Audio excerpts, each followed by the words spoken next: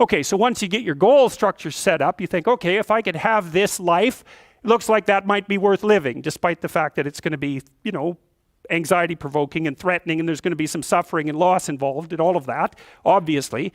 The goal is to have a vision for your life such that, all things considered, that justifies your effort. Okay, so then what do? Well, then you turn down to the micro routines. It's like, okay, well, this is what I'm aiming for. How does that instantiate itself day to day, week to week, month to month? And that's where something like a schedule can be unbelievably useful. Google Calendar. It's like, make a damn schedule and stick to it. Okay, so what's the rule with a schedule? It's not a bloody prison. That's the first thing that people do wrong. They say, well, I don't like to follow a schedule. Well, it's like, well, what kind of schedule are you setting up? Well, I have to do this, then I have to do this, then I have to do this, and then I just go play video games, because who wants to do all these things that I have to do? It's like, wrong. Set the damn schedule up so that you have the day you want. That's the trick. It's like, okay, I've got tomorrow. If I was going to set it up so it was the best possible day I could have, practically speaking, what would it look like? Well, then you schedule that. And obviously there's a bit of responsibility that's going to go along with that, because if you have any sense, one of the things that you're going to insist upon is that at the end of the day, you're not in worse shape than you were than at the beginning of the day, right? Because that's a stupid day. If you have a bunch of those in a row, you just dig yourself a hole and then you bury yourself in it. It's like, sorry, that's just not a good strategy.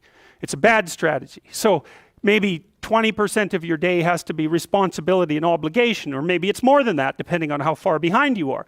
But even that, you can ask yourself, okay, well, I've got these responsibilities. I have to schedule the damn things in. What's the right ratio of responsibility to reward?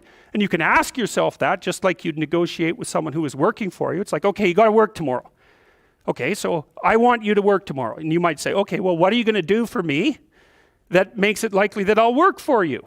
Well, you could ask yourself that, So maybe you do an hour of responsibility and then you play a video game for 15 minutes. I don't know, whatever turns your crank, man. But, you have to negotiate with yourself and not tyrannize yourself. Like you're negotiating with someone that you care for, that you would like to be productive and have a good life. And that's how you make the schedule. It's like, and then you look at the day and you think, well, if I had that day, that'd be good. Great.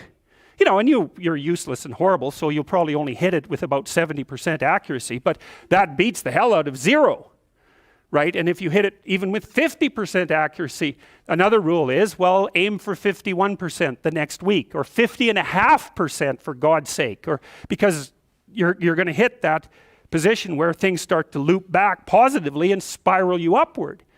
And so that's one way that you can work on your conscientiousness, is plan a life you'd like to have.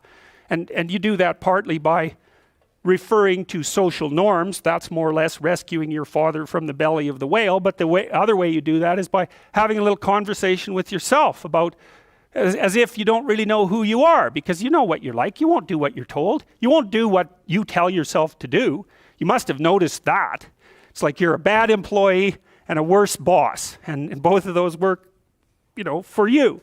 You don't know what you want to do, and then when you tell yourself what to do, you don't do it anyways. You should fire yourself and find someone else to be. But